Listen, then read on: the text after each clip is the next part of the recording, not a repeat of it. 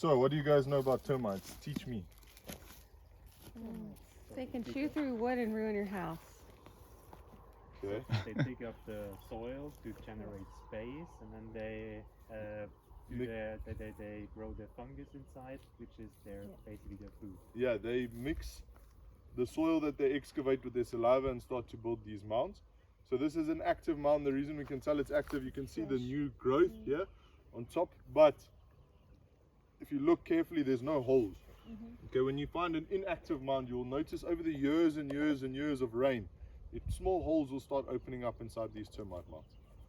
Okay, so inside an active mound like this, there's 5 classifications of a termite. You have your king and your queen, your army and your worker, and then what we call the late. So your king and your queen, they're obviously there to just reproduce. The queen lays anything from 3,000 to 5,000 eggs a day. Okay, the king is obviously there to ensure that the eggs are fertile. Then you have your army, obviously there to protect. Much bigger pincers and a bigger head, okay, for fighting and protecting them out. And then the workers. The workers are out busy building and gathering what we call matter. So matter is, you know, the wood from your house, for instance, like you were saying. The wood, branches, grass, leaves, things like that.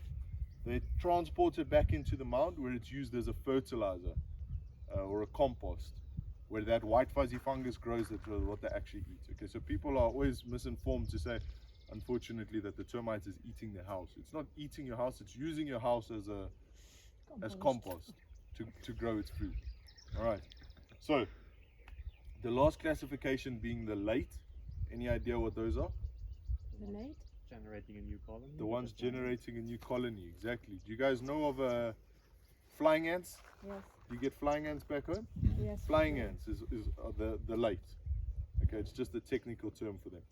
So they are the future kings and queens of a termite hill. What they'll do is they'll fly out from these termite hills, typically after heavy rain, and cover as much distance as possible.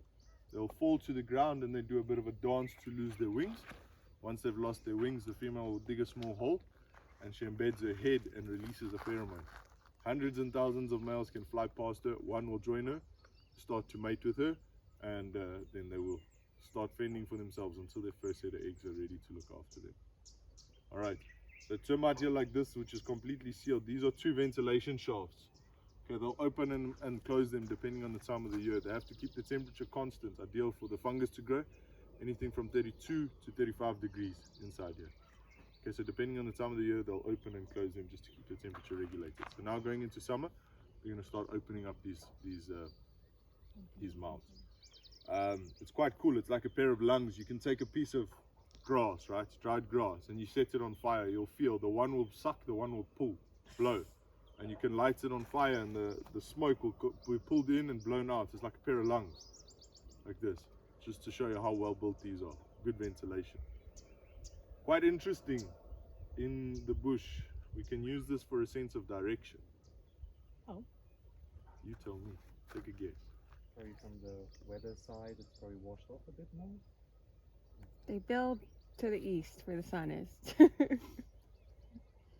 So, typically, if you take the 2 highest points of a termite mound and you line them up, all right, have a look where the sun is coming up, directly in line with this termite mound. So it gives you east-west. All right, these guys are very susceptible. Like I said to you guys, they have to keep a constant temperature, so they catch the morning sun to start warming up the termite hill and the late afternoon sun. So that's why they build these mounds like this. All right, the 2 largest points, okay, take the 2 largest points and you draw a line between them. It will give you an east-west. Amazing. Yeah, very intelligent, these animals. So, and each hill is one different population. Sorry? Each hill is one population. Yes, each hill is one population. Underneath here, underneath the ground, Huge. going large distances.